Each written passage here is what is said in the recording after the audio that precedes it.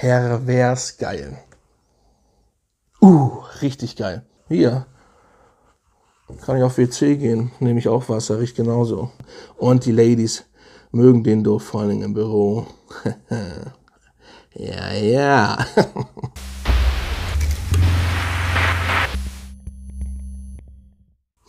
Hey Freunde, schön, dass ihr wieder dabei seid. Fragrance Talk hier. Ja, ihr habt's gesehen, meine Top 10 Lady Killer sind heute dran.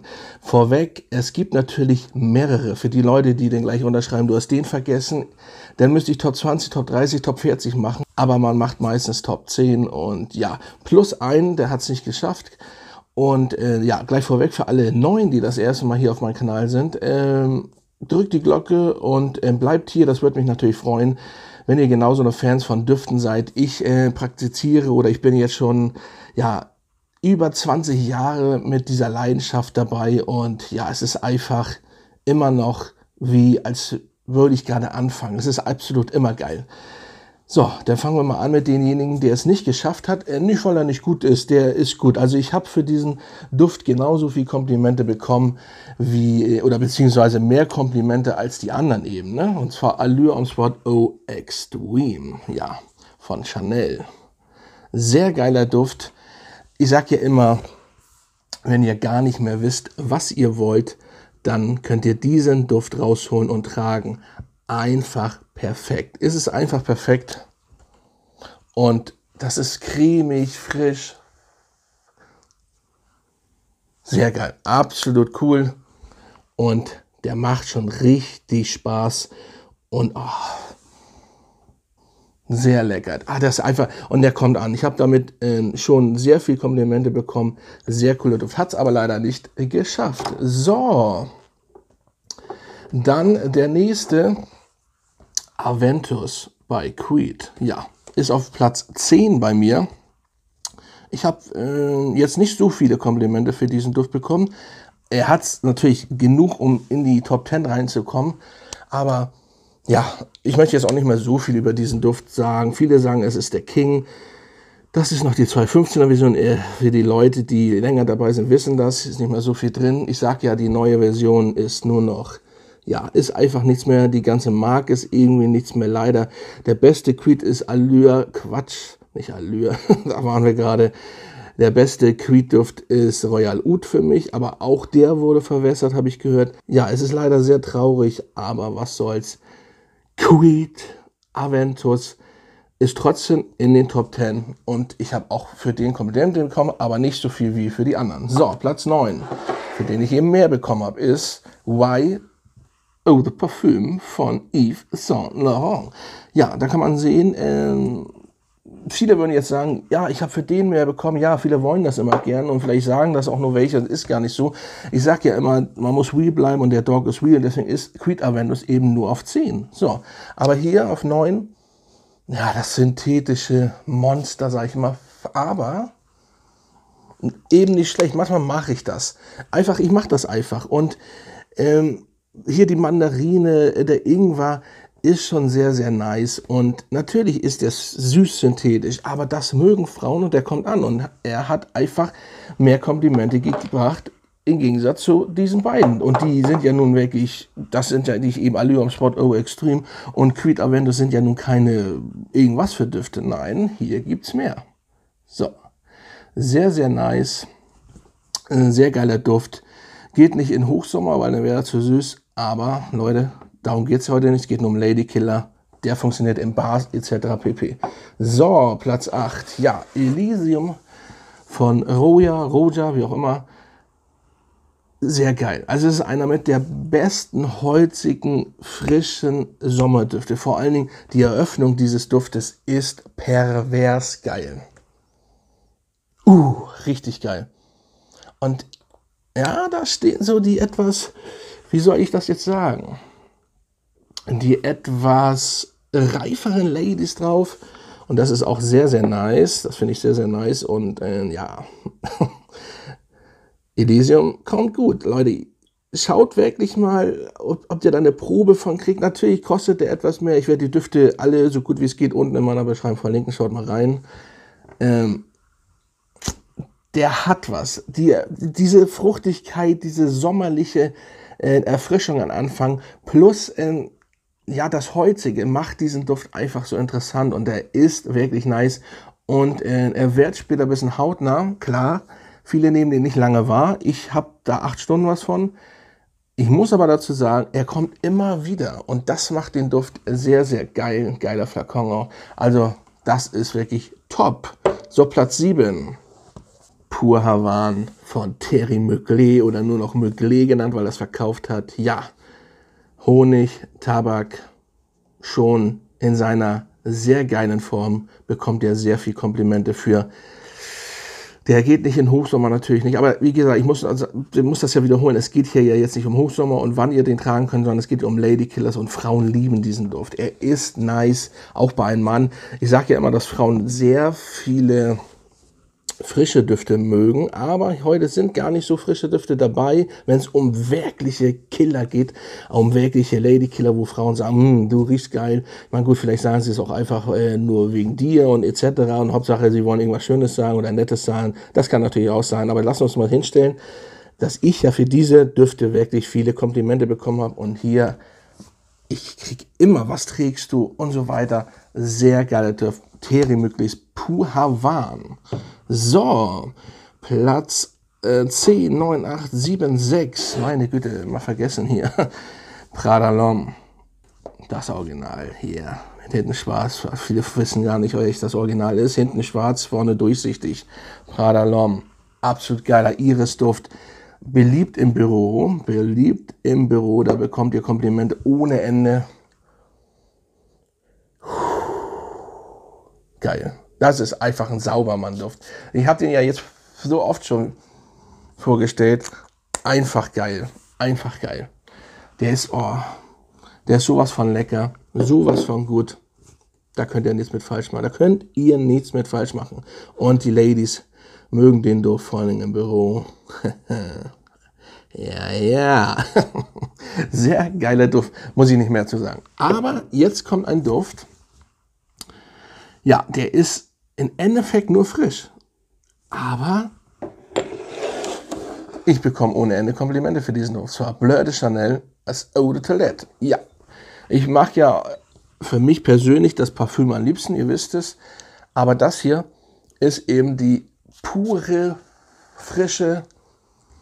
Und ich sage es immer wieder, Frauen mögen das, Frauen lieben das. Und ja. Sehr geiler Duft. Ich habe so viele Düfte in meiner Sammlung, ihr wisst es, teurere, noch teurere, irgendwie ganz andere, die ich auch immer sehr hoch ja, lobe, ist einfach so. Aber hier, um das jetzt nicht falsch zu verstehen, das sind die Düfte wirklich, wo ich am meisten Komplimente für bekommen habe, bis jetzt. Und deswegen Ladykiller, also von Frauen natürlich. Und ja, Bleu de Chanel ist einfach dabei. So, ihr könnt da labern, sappeln, talken, es ist egal. Dieser Duft läuft und geht immer. Es ist einfach so. So, der nächste. Ja, Valentino Uomo Intense. Ja, das ist auch nochmal die Verendung der Iris, cremig. Ich muss leider sagen, der wird ja viel verglichen mit dem Dior Homme Intense. Und ich bin ein sehr großer Fan von Dior Homme. Aber ich muss immer wieder sagen, wenn ich den sprühe, und das wird jetzt passieren. Ja, das ist, ich weiß nicht, was ich da sagen soll. Das ist einfach besser. So, jetzt langsam muss ich es wirklich direkt sagen. Ich habe das schon vor ein paar Monaten, wo ich die beide oder ihn auch schon mal drin hatte, auch schon mal erwähnt. Es ist einfach besser. Er ist, also der wurde ja angeblich auch reformuliert. Ich kann das immer nicht sagen, ich erwähne das immer nur. Aber ich bin froh, dass es noch die erste Version, da ist noch genug drin. Der hält ewig, ne? Also 12, 13 Stunden, so lange hält das Dior Homme übrigens nicht. Und ja, das ist, das ist lecker. Wenn der hier, und deswegen bekommt man ohne Ende Komplimente, weil für den zum Beispiel Dior Homme kriege ich keine Komplimente. Oder was heißt keine? Also nicht, dass es reicht, hier reinzukommen. Sehr, sehr geil. Valentino Uomo Intense ist auch ein geiler Flakon. So, jetzt kommen wir zu Platz 3. Ja, viele meckern. Wenn man es so hinstellt, diesen Duft, dann sagen alle, ja. Aber wenn man ihn trägt, ohne Ende Komplimente. Jedes Mal Armani Code Profumo. Ja, das ist Tonka, Bohne, Vanille, aber hier einfach schon sehr süß.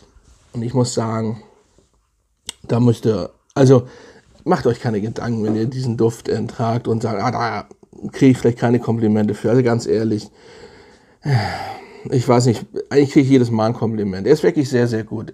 Alle sagen, und selbst ein Mann, nur mal nebenbei sagt, der riecht gut. Aber sie kennen alle diesen Duft. Dieser Duft ist einfach ein Ladykiller. Das ist einfach so.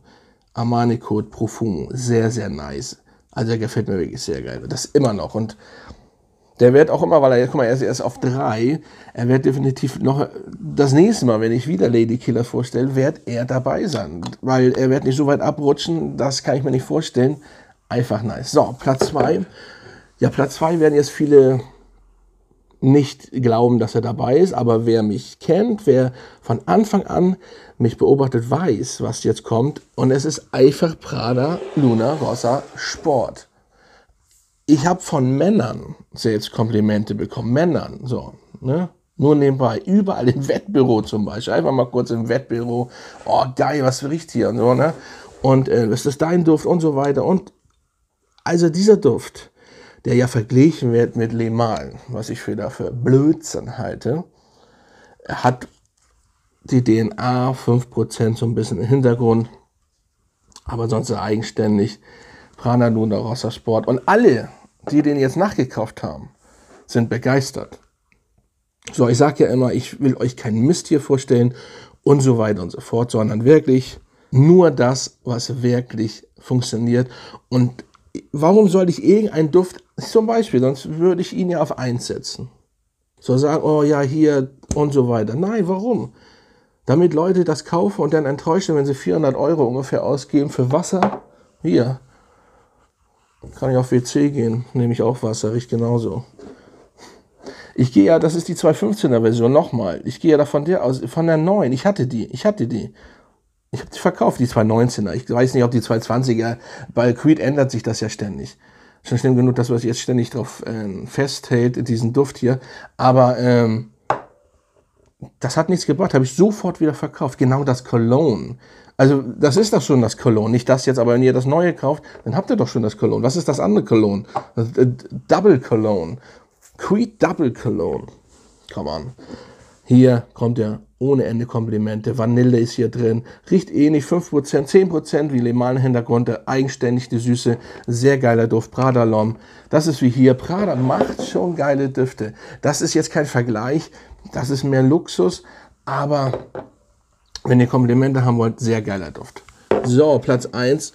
Und der ist einfach auf Platz 1 und nicht, weil er mein Signaturduft ist. Nexus von Serchow.